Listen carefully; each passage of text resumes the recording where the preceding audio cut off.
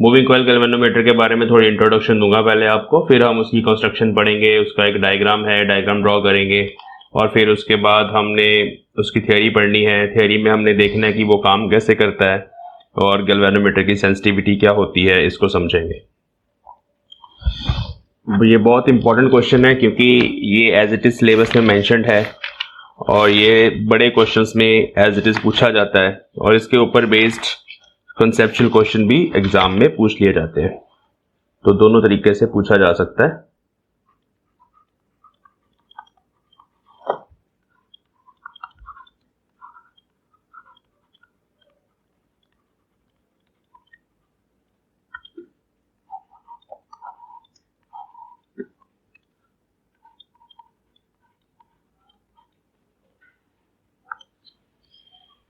हाँ जी बच्चों, तो मूविंग कॉइल गैल्वेनोमीटर जो है ये बेसिकली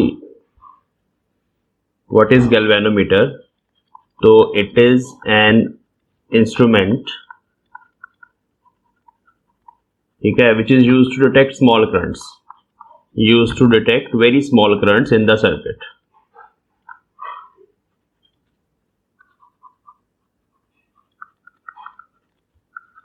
इन सर्किट, ठीक है जी। क्या इसका प्रिंसिपल है, किस प्रिंसिपल पे ये काम करता है? जैसे कि हमने लास्ट लेक्चर्स में देखा बच्चों की, अगर हमारे पास एक करंट कैरिंग कॉइल है, रेक्टेंगुलर कॉइल हो सकती है, सर्कुलर हो सकती है, उसमें से करंट पास कर रहा है, तो इस कॉइल को जब हम मैग्नेटिक फील्ड में रखते हैं, फॉर एग्जांपल इस सेक्शन में मैग्नेटिक फील्ड है लाइक दिस, तो इस केस में इस करंट कैरिंग कॉइल के ऊपर टॉर्क लगेगा, इसकी मैग्नेटिक मोमेंट इनवर्ड होगी, ये मैग्नेटिक फील्ड है। तो जब इस कॉइल को आप एक्सटर्नल मैग्नेटिक फील्ड में रखोगे, और उसके साथ साथ एक और इंपॉर्टेंट चीज है कि जो प्लेन ऑफ कॉइल है, plane of coil is in plane of coil is parallel to magnetic field. ये सिचुएशन है मैंने जो ड्रॉ करी है।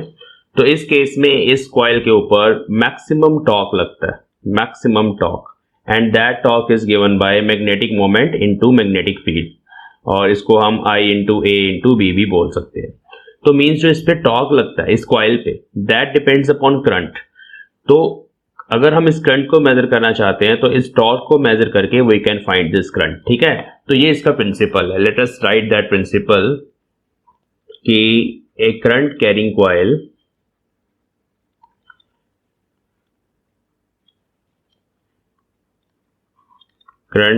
Coil experiences a current dependent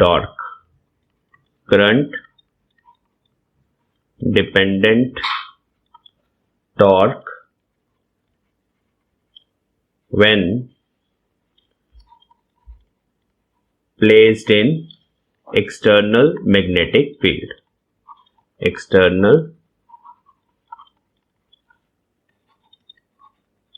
तो जब आप किसी कॉइल को एक्सटर्नल मैग्नेटिक फील्ड में रखते हो, किसी डायरेक्शन पर रखते हो, तो इसके ऊपर जो टॉर्क लगता है that depends upon current, and hence it produces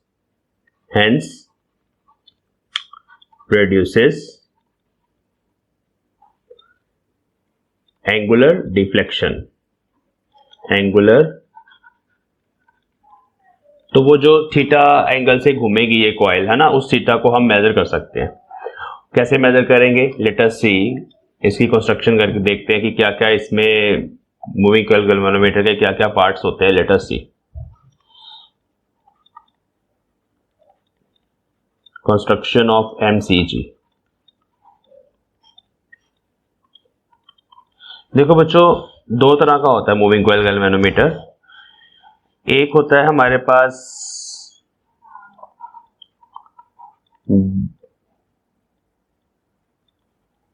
D अर्सोनवल galvanometer, आपको नाम याद रखने की जरूरत नहीं है वैसे। और दूसरा होता है वेस्टर्न गैल्वेनोमीटर। दोनों का वर्किंग प्रिंसिपल सेम है, जस्ट कंस्ट्रक्शन में थोड़ा सा डिफरेंस है। ये जो मैंने ऊपर वाला लिखा हुआ है उसमें जो कॉइल होती है उसको हम सस्पेंड करते हैं with the help of phosphor bronze. इसके बारे में डिटेल में बात करेंगे। फॉस्फोर ब्रॉन्ज एक मटेरियल होता है, इसकी कुछ स्पेशल प्रॉपर्टीज हैं, उसकी एक स्ट्रिप बनाते हैं हम। फॉस्फोर ब्रॉन्ज की स्ट्रिप से हम उस कॉइल को सस्पेंड करते हैं।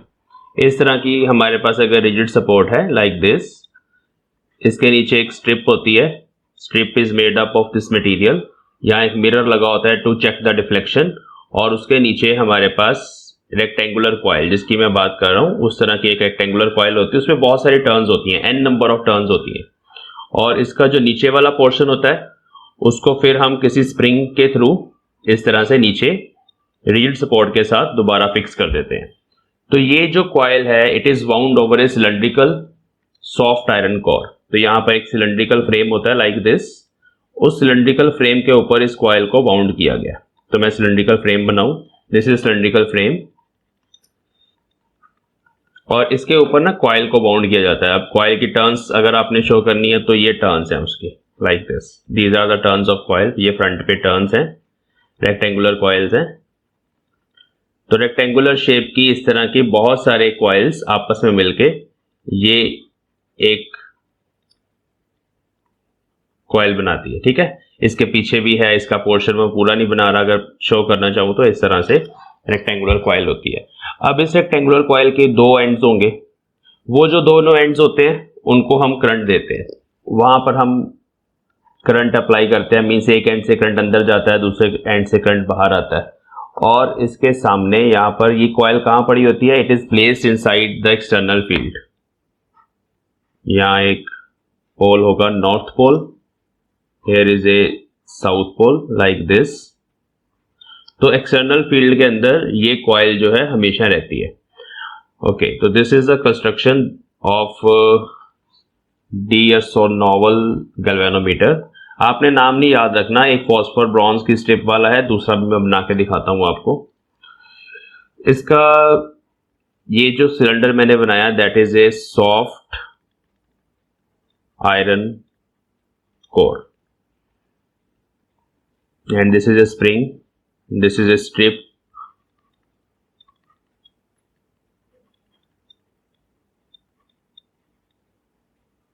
phosphor bronze। ओके, अगर आप इसका टॉप व्यू देखना चाहते हैं,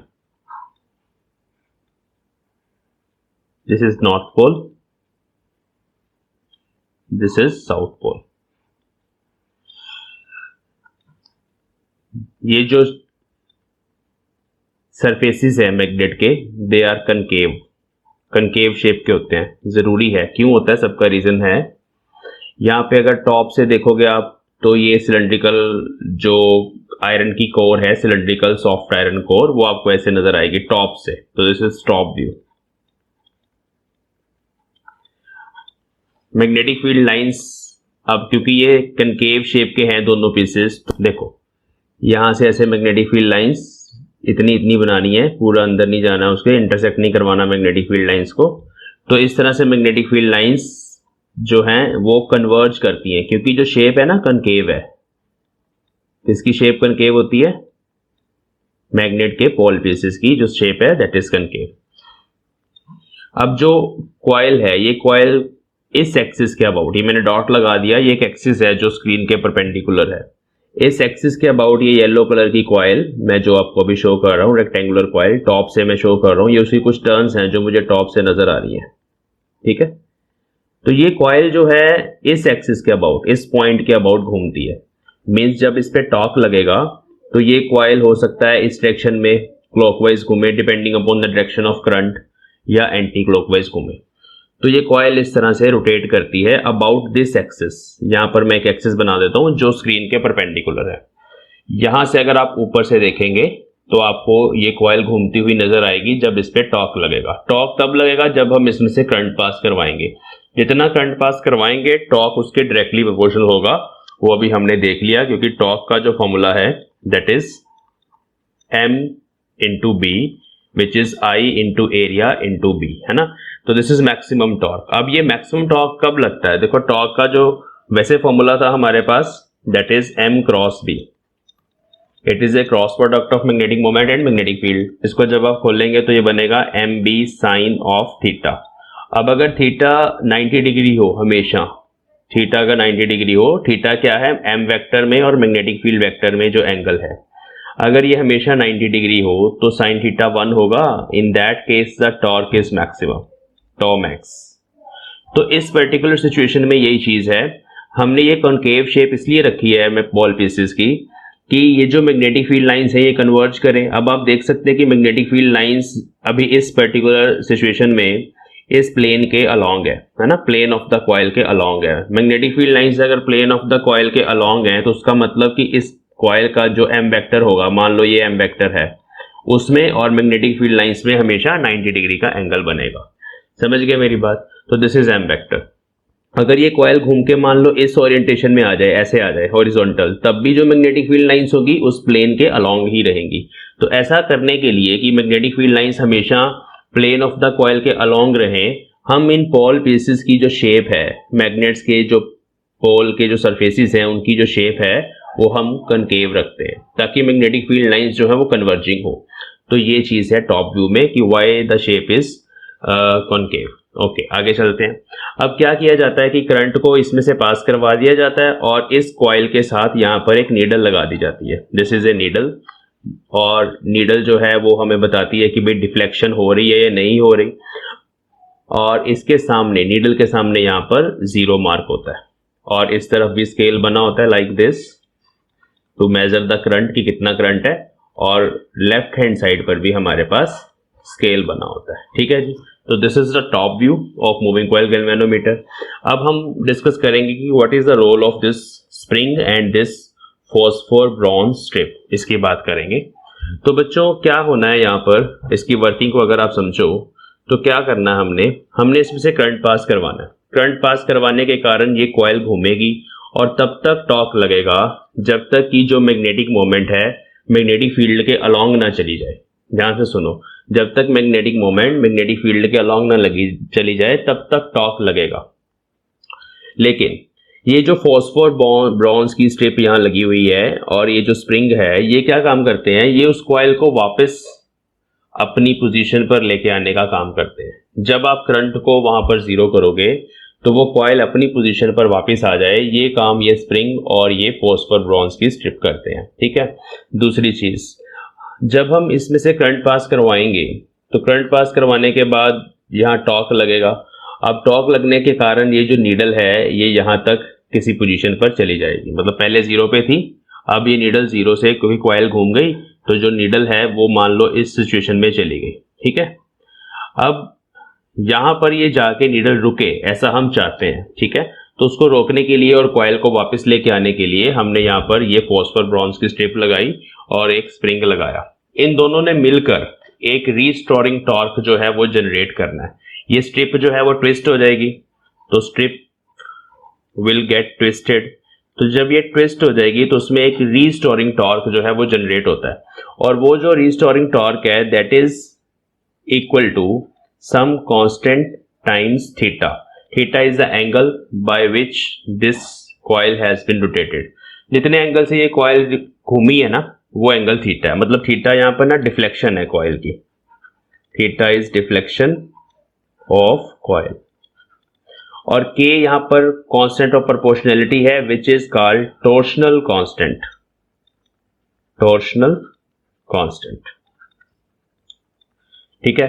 अब ये जो टॉर्शनल कांस्टेंट है ये डिपेंड किस पे करता है, it depends upon the material, depends on the material of spring and strip.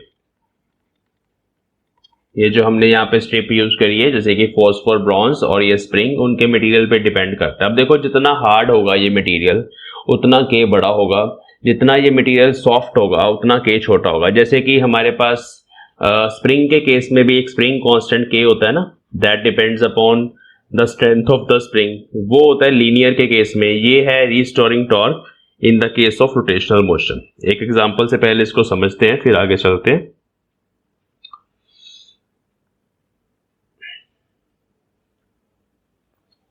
देखो एग्जाम्पल के तौर पे अगर मान लो आपके पास ऐसे एक स्ट्रिप है, आपने इसको नीचे से पकड़ के ऐसे घुमाने की कोशिश करी स्ट्रिप को, तो ये थोड़ी सी ट्विस्ट हो जाएगी, है ना, अपनी जगह से थोड़ी सी घूम जाएगी। अब जब आप इसको छोड़ोगे तो ये अपनी पोजीशन पर कितनी जल्दी वापस आ जाए, अपनी ओरिजिनल पोजीशन पर, दैट डिपेंड्स अपॉन के। वो जो के है that is called torsional constant, torsional constant of the material. ठीक है, तो अभी हमारे पास मूविंग कॉइल गैल्वेनोमीटर में दो तरह के टॉर्क आ गए। एक तो टॉर्क है ड्यू टू करंट, जब हमने करंट दिया कॉइल को तो करंट के कारण एक टॉर्क लगा, which is given bye n times i times a times b। Sine theta यहां पर 90 डिग्री है हमेशा, जैसे कि मैंने आपको बताया। तो n is number of turns, n is number of turns of coil. तो ये टॉर्क हमने लगा दिया जब हमने करंट पास किया। ठीक है, अब इस टॉर्क के ऑपोजिट एक दूसरा टॉर्क है which is restoring torque, and this torque is responsible to stop the needle, कि एक पर्टिकुलर पोजीशन पर जाके जो नीडल है स्टॉप हो जाए, उसको बैलेंस करने के काम आएगा, इस टॉर्क को बैलेंस करने के काम आएगा, and that is given by tau is equal to K times theta. तो थीटा वहां पे डिफ्लेक्शन है, किसकी डिफ्लेक्शन है, जैसे हमने यहाँ पे कॉइल बनाई थी टॉप व्यू में और उसके साथ हमने एक नीडल रखी हुई थी, तो नीडल के सामने यहाँ पर 0 है, मान लो ये 0 डिग्री है। तो जब ये कॉइल ऐसे घूमी इस डायरेक्शन में, तो नीडल जो है अपनी पोजीशन से घूम के यहां पहुंच गई। तो ये वाला जो डिफ्लेक्शन है, जितने एंगल से नीडल डिफ्लेक्ट हुई है, दैट इज थीटा। ठीक है, और जितने एंगल से नीडल घूमेगी उतने ही एंगल से ये हमारे पास पूरा सॉफ्ट आयरन कोर घूमी है, उतने ही एंगल से जो ऊपर फॉस्फोर ब्रॉन्ज की स्ट्रिप लगी हुई है वो घूमी है, सेम एंगल से सब कुछ हो रहा है। तो this is the second torque which is restoring torque. मैं इसका नाम लिख दूं, दिस इज रीस्टोरिंग टॉर्क। ठीक है जी, तो अब क्या होना चाहिए, होना ये चाहिए कि जो कॉइल है वो तब जाके रुकेगी जब ये दोनों टॉर्क आपस में इक्वल हो जाएंगे। ठीक है, कौन रोक रहा है, के रोक रहा है, के ऑपोजिट टॉर्क है, और NIAB ये वाला जो टॉर्क है ये कॉइल की इस नीडल को घुमाने की कोशिश कर रहा है। ठीक है, तो एट इक्विलिब्रियम जब ये कॉइल जाके किसी पर्टिकुलर एंगल पे जब जाके रुकेगी तब दोनों टॉर्क इक्वल होंगे, तो हम लिख सकते हैं NIAB is equal to K times theta at that time. तो this equation gives you the measure of angle I। ठीक है, कैसे देगा, देखें ध्यान से। तो यहां से अगर हम I फाइंड करना चाहें तो that will be K upon NAB times theta. Now you can see कि I is directly proportional to theta, means आपने कैलिब्रेट कर लिया, जितना एंगल थीटा से ये नीडल घूमेगी उतना ही करंट होगा, उतना करंट ज्यादा होगा। तो this is the main equation two measure the current by moving coil galvanometer. हम इस थीटा को मेजर कर लेते हैं, ये डिग्रीज को मेजर कर लेते हैं, डिफ्लेक्शन मेजर कर लेते हैं, और ये जो सारी चीजें हैं ये हमें ऑलरेडी पता होती हैं। तो यहां से हम फिर करंट को मेजर कर सकते हैं। अब बच्चों यहाँ पर ये वाला जो कांस्टेंट है, ये कांस्टेंट है, ये डिपेंड करता है कौन सी चीजों पर, एक तो ये के पे डिपेंड करता है, जो के है वो मटेरियल पे डिपेंड करता है। जैसे मैंने आपको बताया फॉस्फोर ब्रॉन्ज का मटेरियल है हमारे पास, तो के उस पर डिपेंड करता है। क्यों लिया ये वाला मटेरियल, अभी इसके बारे में भी चर्चा करेंगे। एन जो है that is number of turns, ये हम पे डिपेंड करती है, जो कॉइल हम ले रहे हैं उसमें कितनी ज्यादा नंबर ऑफ टर्न्स हमने रखनी है, ये हमारी मर्जी है। ए इज एरिया ऑफ कॉइल, कि कॉइल बड़ी कितनी है, एरिया ऑफ कॉइल को समझेंगे। मान लो कि एक हमारे पास ये कॉइल है, उसकी जो एक लूप है इतने साइज की है और ऐसी बहुत सारी लूप्स हैं, ये फर्स्ट कॉइल है हमारे पास, और सेकंड कॉइल ये है, थोड़ी बड़ी है। ठीक है, तो उसका एरिया ऑफ क्रॉस सेक्शन आप समझ पा रहे हैं, ये साइड थोड़ी सी बड़ी है और ये साइड छोटी है, तो इसका एरिया भी बड़ा है।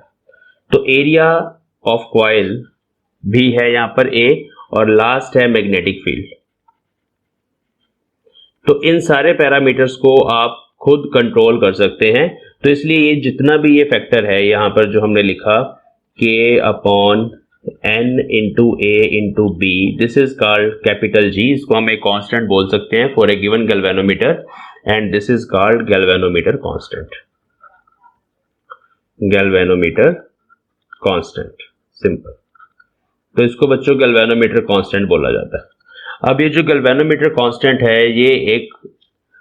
पैरामीटर है for the given galvanometer. Late us write the equation again. तो here G is K upon N times A times B and the current measured is given by G times theta. So this is the equation for a galvanometer. ठीक है. अभी जो एक और type of galvanometer की मैं बात कर रहा था कि एक दूसरे टाइप का गैल्वेनोमीटर भी होता है, उसके बारे में भी थोड़ी बात करें. क्या डिफरेंस होता है उसमें और फर्स्ट वाले में.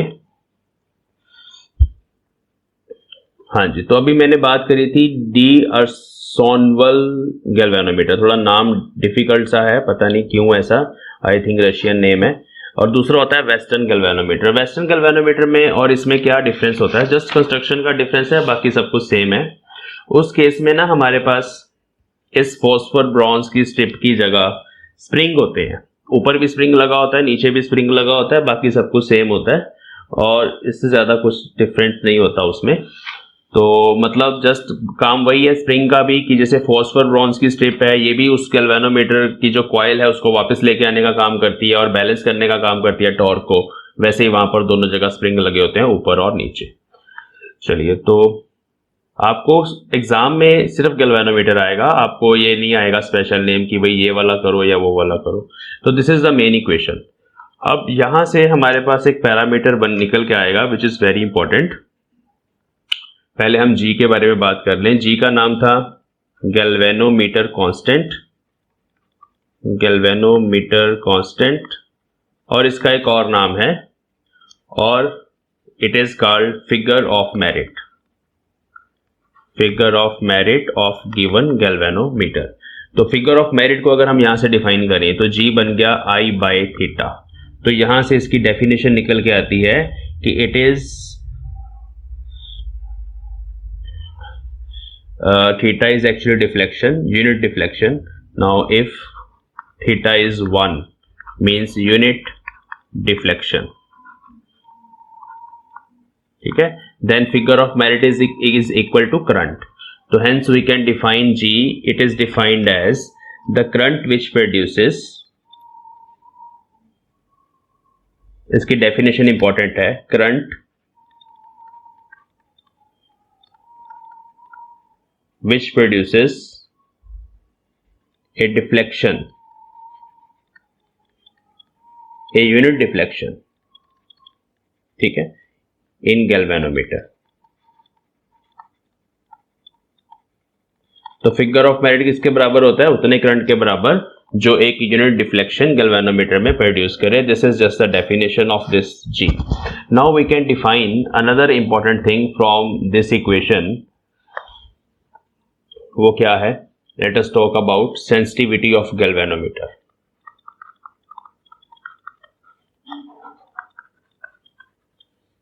सेंसिटिविटी देखो बच्चों, दो तरह से सेंसिटिविटी को डिफाइन कर सकते हैं. एक होती है करंट सेंसिटिविटी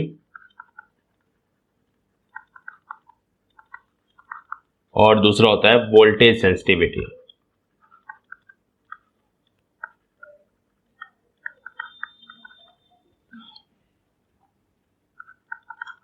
सेंसिटिविटी का मतलब होता है किसी भी मेजरिंग इंस्ट्रूमेंट की सेंसिटिविटी का मतलब है कि कम से कम कितना करंट वो मेजर कर सकता है. तो अगर आपने इसको डिफाइन करना है IS, तो you can say the deflection produce पर unit current. This is current sensitivity. Let us define deflection produced, deflection in the coil, deflection पर unit current. Simple.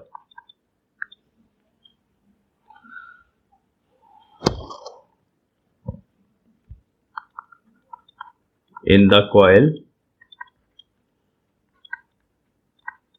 per unit current. Let us suppose 1 ampere current दिया. 1 ampere वैसे बहुत ज्यादा current है. 1 milli ampere current दिया तो कितनी deflection produce हुई, that is sensitivity. 1 micro ampere current दे दिया तो कितनी डिफ्लेक्शन प्रोड्यूस हुई, दैट इज ऑल्सो सेंसिटिविटी. तो डिफ्लेक्शन प्रोड्यूस पर unit current is called sensitivity. And what is voltage sensitivity? In the same way, VS, voltage sensitivity is deflection produced per unit voltage. तो दोनों को अभी हम define करेंगे, दोनों को अच्छे से डिस्कस करेंगे. पहले हम IS को डिस्कस करते हैं. इट इज थीटा बाय आई. ठीक है. अब थीटा बाय आई अगर हम देखें इस इक्वेशन से जो अभी हमने लिखी थी, I is equal to G theta लिखा था ना, वहां से थीटा बाय आई क्या होगा, थीटा बाय आई होगा 1 बाय जी. बिल्कुल सही बात है, 1/G होगा। और कैपिटल G जो था दैट वाज K/NBA, तो ये बन गया उसका रेसिप्रोकल NBA/K। तो this is actually the expression for current sensitivity NBA/K। यहाँ हम ब्रैकेट में लिख देंगे कि ये इसका रीजन है, ठीक है। तो डिफ्लेक्शन प्रोड्यूस पर यूनिट करंट उसी इक्वेशन से हमने निकाला।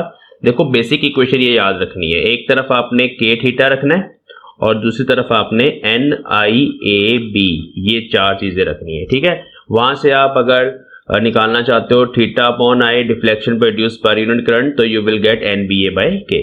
तो this is the current sensitivity. Now what is voltage sensitivity, वो भी हम डिफाइन कर लेते हैं फटाफट। पहले करंट सेंसिटिविटी का फॉर्मूला ध्यान में रख लेंगे, बहुत इंपॉर्टेंट है ये वाली रिलेशन। सेकंड वोल्टेज सेंसिटिविटी को यहां डिफाइन कर लेते हैं। देखो it is theta upon V, तो थीटा तो वही रहेगा डिफ्लेक्शन, लेकिन जो वोल्टेज होती है that is current into resistance. Voltage is current into resistance, तो जस्ट फॉर्मूला बन गया N times B times A upon K into R। इसमें R का फैक्टर आ गया रेजिस्टेंस, तो ये R किसकी रेजिस्टेंस है? R is resistance of coil. जो गैल्वेनोमीटर की कॉइल है ना, वो बहुत सारी टर्न्स बनाई है आपने, जैसे एक रोल लिया वायर का, ये फर्स्ट टर्न बनाई, second, third, fourth, fifth, six, seventh, eight, तो जितनी लंबी करते चले जाओगे, जितनी टर्न्स बढ़ाते चले जाओगे, उतनी कॉइल की रेजिस्टेंस बढ़ती चली जाएगी। R वो रेजिस्टेंस है। अगर आप थिक वायर यूज कर लोगे, थिक मतलब मोटी वायर यूज कर लोगे यहाँ पर, तो उसकी रेजिस्टेंस कॉइल की कम होगी। लंबी यूज करोगे तो रेजिस्टेंस ज्यादा होगी। ये कैसे पता चल रहा है मुझे? क्योंकि जो रेजिस्टेंस होती है वायर की दैट इज ρL/A, है ना। तो ये रेजिस्टेंस है यहाँ पे, यहाँ तक इतना क्लियर हो गया। अब ये दोनों फॉर्मूले जो हैं आपको न्यूमेरिकल्स में ना, ये दोनों पैरामीटर्स कैलकुलेट करने के लिए बोले जाएंगे। तो VS is NBA upon K times R। तो ये दोनों रिलेशंस अच्छे से दिमाग में रखेंगे। How to define voltage sensitivity of galvanometer? It is NBA/KR। Current sensitivity is NBA/K।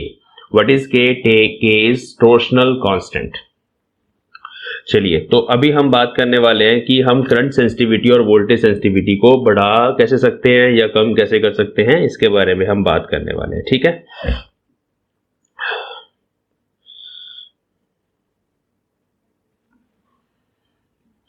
तो ये जस्ट डेफिनेशंस हैं, यहां पर इसकी भी लिख देते हैं पहले। तो it is deflection produce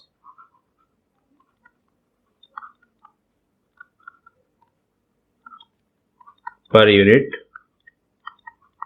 potential difference applied, ठीक है, potential difference across the coil.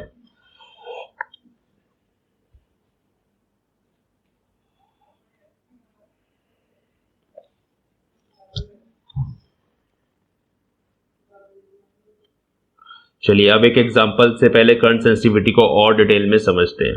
मान लो आपके पास दो गैल्वेनोमीटर्स हैं, MCG1, MCG2, ठीक है। इसको मैंने 1 एम्पेयर करंट, 1 एम्पेयर ज्यादा है, स्मॉल करंट डिटेक्ट करता है। इसको मैंने 1 मिली एम्पेयर करंट दिया और ये 3 डिविजन्स इसकी नीडल जो है वो मूव करी, ठीक है। 3 डिविजन्स आगे चलेगी इसकी नीडल। 1 मिली एम्पेयर करंट देने से 3 डिविजन्स नीडल जो है डिफ्लेक्ट हुई, मतलब ये 0 है, तो 0 से 1, 2, 3 नीडल जो है यहां पहुंच गई, ठीक है। ये एक गैल्वेनोमीटर है। दूसरे केस में हमारे पास 1 मिली एम्पेयर करंट ही मैंने उसको दिया, निकल जो नीडल है वो 6 डिविजन्स आगे चली गई। 6 डिवीजन का मतलब है कि यहाँ 0 था और उसके बाद 1, 2, 3, 4, 5, 6 नीडल यहाँ आ गई, ठीक है।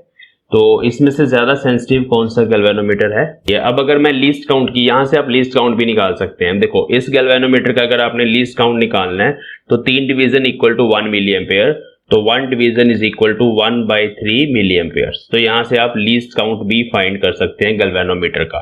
सिमिलरली इस केस में you have 6 divisions is equal to 1 milliampere, तो means 1 division is equal to 1/6 milliampere। तो जितनी करंट सेंसिटिविटी ज्यादा होगी उतना लीस्ट काउंट छोटा होगा, ठीक है। तो करंट सेंसिटिविटी ज्यादा होने का मतलब है higher the IS less is least count, more is sensitivity. More is sensitivity of galvanometer. तो इसको समझना है, जस्ट आपने उसको क्रैम नहीं करना, इस चीज को अंडरस्टैंड करने की कोशिश करनी है। करंट सेंसिटिविटी बढ़ने का मतलब है कि जो उस गैल्वेनोमीटर का लीस्ट काउंट है वो कम है, वो कम से कम उससे भी छोटा, पहले वाले से छोटा करंट मेजर कर सकता है, वो ज्यादा सेंसिटिव है। तो ये इंपॉर्टेंट चीज है समझने के लिए। सेम वोल्टेज के साथ भी आप समझ सकते हो कि आपने वोल्टेज लगाई और वोल्टेज लगाने में एक केस में कम डिफ्लेक्शन हो रही है, दूसरे में ज्यादा हो रही है। जिसमें ज्यादा डिफ्लेक्शन हो रही है वो ज्यादा सेंसिटिव है। तो this is the meaning of sensitivity. जो गैल्वेनोमीटर ज्यादा छोटा करंट मेजर कर सकता है, जिसका लीस्ट काउंट छोटा है, कम है, वो ज्यादा सेंसिटिव है।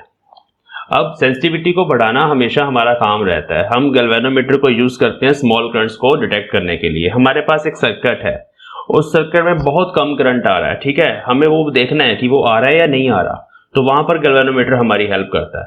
तो मींस हमें ज्यादा सेंसिटिव गैल्वेनोमीटर चाहिए होते हैं, हमें इस तरह के गैल्वेनोमीटर चाहिए होते हैं जो कम से कम करंट को, स्मॉल से स्मॉल करंट को भी मेजर कर सकें। तो इसका मतलब है हमारे पास हमेशा ये चैलेंज रहता है कि हम सेंसिटिविटी को इंक्रीज करें, गैल्वेनोमीटर की करंट सेंसिटिविटी और वोल्टेज सेंसिटिविटी दोनों को इंक्रीज करें। दोनों का फॉर्मूला लिख लेते हैं पहले, फिर देखते हैं कैसे इनको इंक्रीज कर सकते हैं। तो एक है NBA/K और दूसरी है NBA/K टाइम्स R। दोनों को इंक्रीज करने की बात करेंगे कि कौन कौन से फैक्टर्स पे डिपेंड करते हैं, ये तो आपके सामने ही है, लेकिन क्या हम दोनों को इंक्रीज कर सकते हैं? लेट अस सी। सबसे पहले बात करंट सेंसिटिविटी को करते हैं, ठीक है। तो देखो जैसे कि IS is directly proportional to N, means increasing the number of turns will increase the current sensitivity, but there is a problem. उसकी एक लिमिट है, N को आप ये नहीं जितना मर्जी बढ़ा दो। क्यों? क्योंकि मैंने आपको बताया कि नंबर ऑफ टर्न्स को ऐसे बढ़ाने से जो आप वायर यूज कर रहे हो उस वायर की लेंथ जो है वो बढ़ती चली जाएगी। उस वायर की लेंथ के बढ़ने से उसकी जो रेजिस्टेंस है, क्योंकि resistance is directly proportional to length of the wire जिसकी आपने कॉइल बनाई है, तो उस कॉइल की रेजिस्टेंस बढ़ती चली जाएगी। अब अगर इतनी ज्यादा रेजिस्टेंस हो जाए कि उस कॉइल में जो करंट हम भेज रहे हैं, जिस करंट ने टॉर्क को प्रोड्यूस करना है, एक्चुअली वो करंट ही तो टॉर्क को प्रोड्यूस कर रहा है ना, वो करंट ही बहुत ज्यादा डिक्रीज हो जाए तो फिर क्या फायदा टर्न्स को बढ़ाने का। तो there is a limit to N, there is a limit to N. We cannot increase N beyond a certain limit because it will increase the resistance of coil, ठीक है। तो we cannot increase N beyond a certain limit, ठीक है, because it will increase resistance of coil, ठीक है। तो coil के resistance बढ़ने से जिस करंट को आपने मेजर करना है वही फिर कम हो जाएगा, तो कोई फायदा नहीं है।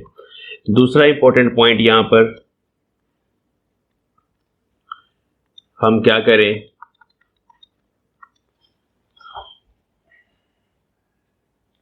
आ जाओ भाई सभी, चलो दूसरा इंपॉर्टेंट पॉइंट है, हम क्या करें, हम मैग्नेटिक फील्ड को इंक्रीज कर सकते हैं because current sensitivity is directly proportional to magnetic field. But इसकी में भी है कुछ लिमिट, क्योंकि हमें जो साइज है गैल्वेनोमीटर का उसका ध्यान रखना है, ज्यादा बल्कि नहीं बनाना उसको। दूसरी चीज है कि मैग्नेट जितना आप स्ट्रॉन्ग ले लोगे, जितना बढ़िया मैग्नेट ले लोगे, उतनी उसकी जो कॉस्ट है गैल्वेनोमीटर की वो कॉस्ट भी बढ़ जाती है। तो ठीक है, बी को बढ़ाने से सेंसिटिविटी बढ़ती है, लेकिन उसकी भी एक सर्टेन लिमिट है, but yes B can increase the sensitivity. Third is we can increase the area of coil as the current sensitivity is directly proportional to area. So if you increase the area of coil, उससे भी current sensitivity बढ़ेगी, लेकिन area भी जो है वो भी length of the wire पे डिपेंड करता है। जितनी बड़ी कॉइल आप बनाओगे उतनी ज्यादा लेंथ यूज होगी, नंबर 1। नंबर 2, फिर से वही बात है कि जो गैल्वेनोमीटर है बल्कि बनेगा, तो इसको भी हमें कंट्रोल करना पड़ता है, ऑप्टिमाइज करना पड़ता है फॉर द गिवन गैल्वेनोमीटर, कि भाई अगर हम इतनी सेंसिटिविटी का बना रहे हैं तो जो एरिया है उस हिसाब से इतना रखना पड़ेगा। तो this is also important. And the last is the fourth point is, which is very important, that is by decreasing the value of K. Now what is K? K is the torsional constant it should be very small, ठीक है। तो इसको small बनाने के लिए ही हम वो जो फॉस्फोर ब्रॉन्ज के मटेरियल की बात कर रहे थे अभी थोड़ी देर पहले, फॉस्फोर ब्रॉन्ज एक मटेरियल होता है, वो बहुत सॉफ्ट सा मटेरियल होता है, उसका के जो है वो स्मॉल होता है। तो के स्मॉल होने से करंट सेंसिटिविटी बढ़ जाती है। देखो के कम होना चाहिए। एक्चुअली क्या हो रहा है कि इस तरह से ना एक स्ट्रिप है, उस स्ट्रिप के साथ आपने ऐसे कॉइल को ऐसे फिक्स किया हुआ है और नीचे एक स्प्रिंग लगा हुआ है, ठीक है। अब बच्चों जब आप इसको करंट दोगे इस कॉइल को, तो इस पे टॉर्क लगेगा ना, ये एक्चुअली किसी न किसी डायरेक्शन में मान लो ऐसे घूमेगी, तो इसको घूमने से ना इसमें ट्विस्ट पैदा होगा। अब अगर ये सॉफ्ट हो, सॉफ्ट मटेरियल की बनी हुई है, मतलब इसमें आसानी से ट्विस्ट पैदा किया जा सकता है, ठीक है, तो उस केस में जो कॉइल है वो ज्यादा घूम जाएगी, कॉइल की जो डिफ्लेक्शन है वो ज्यादा हो जाएगी, ठीक है। क्यों? क्योंकि आप देख सकते हैं वो सारी चीजें आपको समझ आ रही हैं। आप फिजिकली सोचो कि अगर आप ये सॉफ्ट मटेरियल हो गए ये ऊपर वाला, तो कम करंट देने से इसमें ज्यादा रोटेशन प्रोड्यूस हो सकती है ना। तो वही हम चाहते हैं कि डिफ्लेक्शन ज्यादा हो, करंट कम हो, उसी से करंट सेंसिटिविटी बढ़ेगी। तो फॉस्फोर ब्रॉन्ज का मटेरियल हम इसलिए यूज करते हैं। इसके अलावा फॉस्फोर ब्रॉन्ज के कुछ और भी इंपॉर्टेंट प्रॉपर्टीज हैं जिसकी वजह से हम इसको यूज करते हैं। फॉर एग्जाम्पल मैं लिख देता हूं जहां पे सब कुछ, इट इज गुड कंडक्टर, ठीक है, ऑफ इलेक्ट्रिसिटी।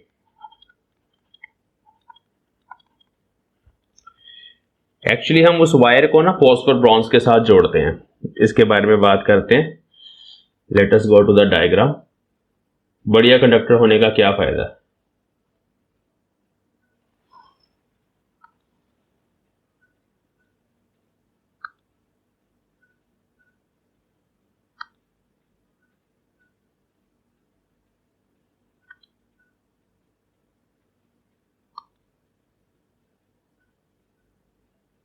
देखो ये जो वायर थी ना, ये वाली, ये येलो वायर, ये एक्चुअली इसके साथ ही ऊपर जुड़ी होती है, तो इसके थ्रू फॉस्फोर ब्रॉन्ज के थ्रू बाहर एक टर्मिनल निकला होता है, और ये स्प्रिंग भी मेटेलिक ही है, तो इस वायर का, इस कॉइल का जो दूसरा एंड है वो स्प्रिंग के साथ जुड़ा होता है। एक्चुअली वो तो मैंने करंट शो करने के लिए आपको दिखाया था, स्प्रिंग के साथ जुड़ा होता है। तो मीन जो हम करंट देते हैं यहां से देते हैं, कंडक्टर होता है, स्प्रिंग इज कंडक्टिंग, उसमें से जाके फिर यहां और फिर फॉस्फोर ब्रॉन्ज से होके करंट बाहर आ जाता है। तो क्योंकि इस कॉइल ने तो घूमना है, तो उसके घूमने से इसमें ट्विस्ट प्रोड्यूस होगा, तो वायर्स नहीं घूमनी चाहिए, इसलिए ये कनेक्शन जो है ऊपर नीचे दिए होते हैं कॉइल के। तो कंडक्टर ऑफ इलेक्ट्रिसिटी चाहिए, तो phosphor bronze is a good conductor of electricity. अगर आपको पूछी जाए कि फॉस्फोर ब्रॉन्ज को क्यों यूज किया जाता है, तो मैं जस्ट वो पॉइंट्स लिख रहा हूं।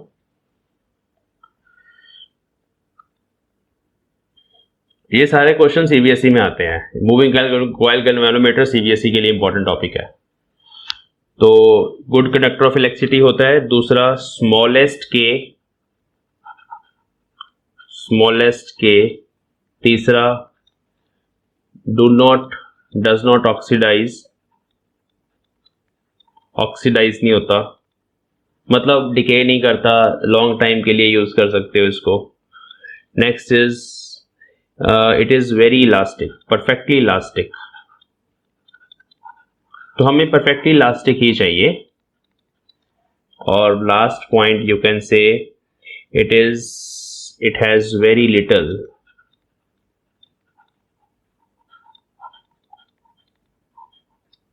Elastic after effect.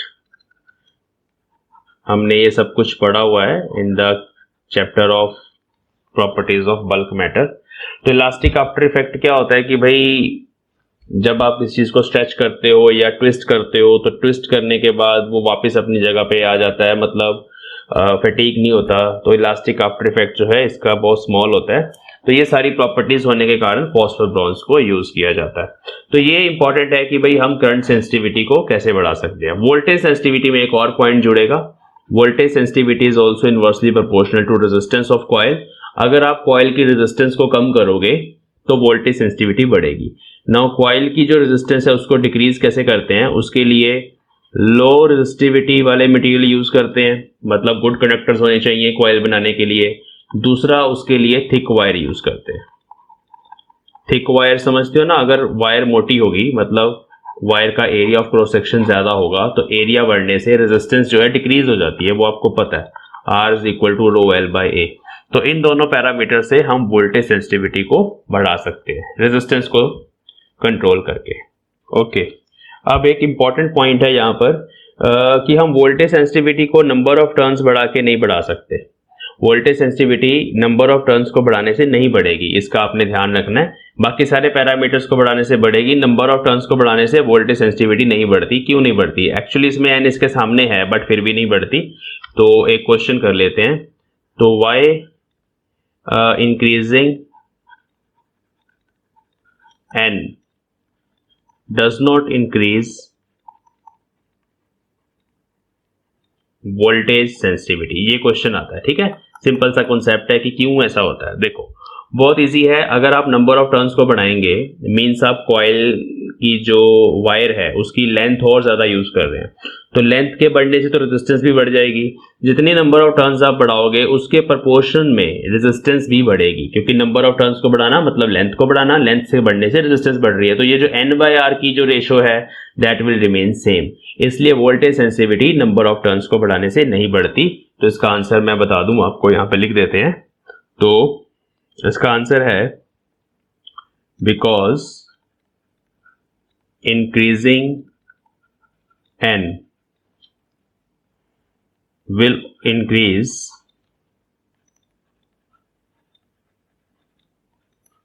the resistance of coil in same proportion।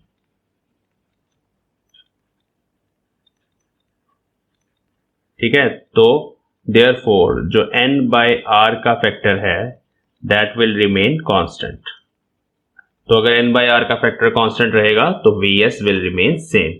तो ये सारा कुछ करंट सेंसिटिविटी और वोल्टेज सेंसिटिविटी के बारे में है। तो इसके ऊपर कंसेप्चुअल क्वेश्चन आते हैं कि भाई फॉस्फोर ब्रोंजी क्यों यूज करते हैं, ये दूसरा क्वेश्चन कि एन को बढ़ाने से वोल्टेज सेंसिटिविटी क्यों नहीं बढ़ती। तो इस तरह के क्वेश्चन इस पे आते हैं। एक और कॉन्सेप्ट बेस्ड क्वेश्चन आता है,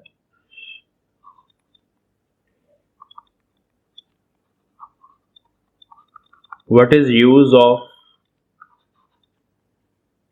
having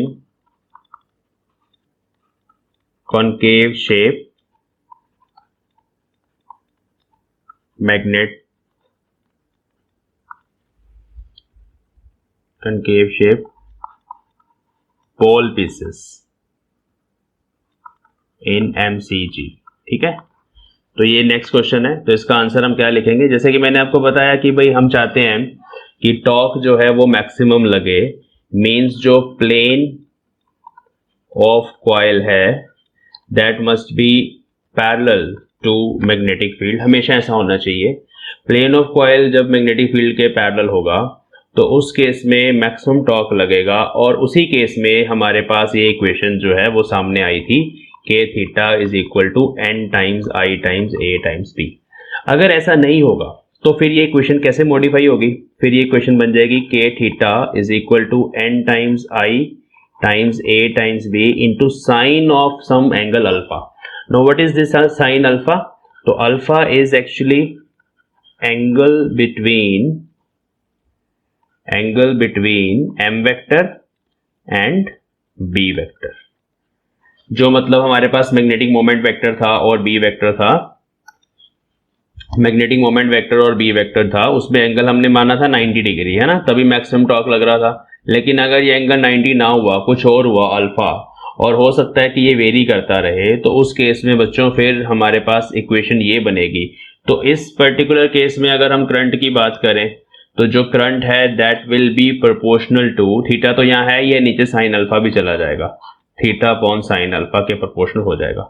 अब साइन अल्फा जो है that is a non linear function, तो जो हमारा स्केल है गैल्वेनोमीटर का that will be non linear, तो it will be difficult to calibrate that galvanometer. तो let us write the answer,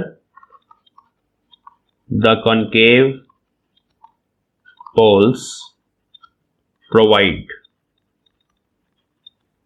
A radial magnetic field.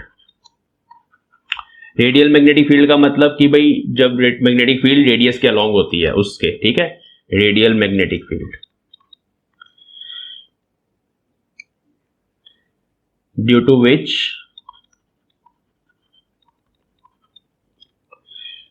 Which the m vector is always magnetic moment of coil, m vector of coil is always perpendicular to b vector। और इसी same statement को आप ऐसे भी लिख सकते हो जो मैंने लिखा अभी कि plane of coil is parallel to B vector. बात वही है, एम वेक्टर परपेंडिकुलर होना मतलब प्लेन ऑफ कॉइल का मैग्नेटिक फील्ड के पैरेलल होना, बात वही है, ठीक है। तो therefore hence thus the torque would be NIAB sin of alpha, ठीक है, ये लिखना है। तो hence the scale would be non-linear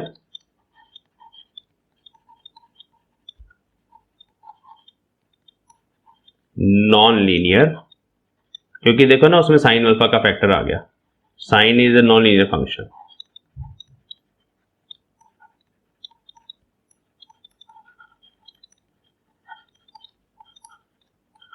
तो ये क्वेश्चन कम से कम कर लेना साथ साथ, ठीक है। ये क्वेश्चंस बहुत इंपॉर्टेंट हैं, ये सारे मूविंग कॉइल गैल्वेनोमीटर की क्वेरीज हैं, उससे रिलेटेड हैं कि क्या क्या हो सकता है। तो अभी हमने सीखा कि भाई जो गैल्वेनोमीटर कांस्टेंट है या जो फिगर ऑफ मेरिट है दैट इज K/NBA। जो करंट सेंसिटिविटी है that is reciprocal of G, it is NBA/K, ठीक है।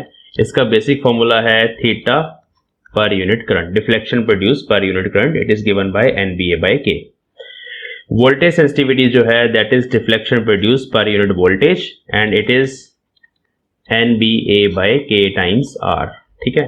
यूनिट्स की बात करेंगे, इसका जो यूनिट है, अच्छा ये जो G है इसकी भी बात कर लें पहले, इट इज एक्चुअली I/थीटा। तो G का यूनिट हो गया एम्पेयर पर डिग्री, अगर डिग्रीज में है ना डिफ्लेक्शन तो एम्पेयर पर डिग्री बोल सकते हैं। दिस इज डिग्री पर यूनिट एम्पेयर, एम्पेयर क्योंकि ऐसा यूनिट है, रेडियन पर यूनिट एम्पेयर भी लिख सकते हैं, डिग्रीज भी लिख सकते हैं, ऐसे की बात नहीं, प्रैक्टिकल यूनिट्स की बात कर रहे हैं, कितने डिग्री डिफ्लेक्शन हुई पर unit current, and this is degree पर यूनिट वोल्ट, ठीक है। तो ये सारे यूनिट्स हैं, यूनिट से आप पहचान सकते हैं कि कौन सा पैरामीटर हमें दिया गया। अब जैसे एक मूविंग कॉइल गैल्वेनोमीटर है, उसका एरिया, एक एग्जांपल करते हैं सिंपल इस पे। A current of 200 microampere deflects the coil of MCG through 30 degree. So when the current is 200 microamperes, it deflects the coil by 30 degree. So this is given. What should be the current to cause the rotation through pi/10 radians? So we have to find what should be the current for the deflection of pi/10 radians. ठीक है, this is the question. And also find the sensitivity of galvanometer. तो जब sensitivity पूछा है means we have to find the current sensitivity. तो ये simple question है, simple equation है। देखो I is equal to G times theta, तो G is K upon NBA times theta 1। This is first equation. I2 is, क्योंकि galvanometer तो same ही है, कुछ नहीं चेंज किया उसमें, तो जस्ट इन दोनों को डिवाइड करेंगे, तो I2/I1 इज इक्वल टू θ2/θ1। वैसे भी डायरेक्टली क्वेश्चन है, आपको पता चल जाएगा। तो जब आप यहाँ पे पैरामीटर्स पुट करोगे तो θ2 को हमें फाइंड करना पड़ेगा, θ2 को डिग्रीज में कन्वर्ट करना है। तो pi/10 radians, pi/10 radian, 1 radian is 180 degree by pi, ठीक है, 1 रेडियन इसके बराबर होता है, आई थिंक आपको पता होगा। तो ये हो गया 18 डिग्री, ठीक है। तो मीन्स θ2 इज 18, θ1 इज 30, तो I2 आपने फाइंड करना है, 18/30 इंटू I1 200, सॉल्व करेंगे इसको तो 120 माइक्रो एम्पियर्स। इस तरह से करंट हमारे पास आ गया। और अभी आपने फाइंड करना है करंट सेंसिटिविटी। तो करंट सेंसिटिविटी के लिए simply it is deflection produce पर यूनिट करंट, IS। तो कितनी डिफ्लेक्शन प्रोड्यूस हो रही है, 30 डिग्री पर यूनिट 200, ये यूज कर लो। और यू कैन यूज 118 डिग्री पर यूनिट 1 अपॉन 120 एम्पेयर, ठीक है। कोई भी यूज कर लो, answer will be same, 0.15 degree आ जाएगा, डिग्री। और नीचे क्योंकि माइक्रो एम्पेयर है ना, तो micro ampere inverse, degree micro ampere inverse. तो ये करंट सेंसिटिविटी होगी इस गैल्वेनोमीटर की। ठीक है, तो ये एक क्वेश्चन हो गया।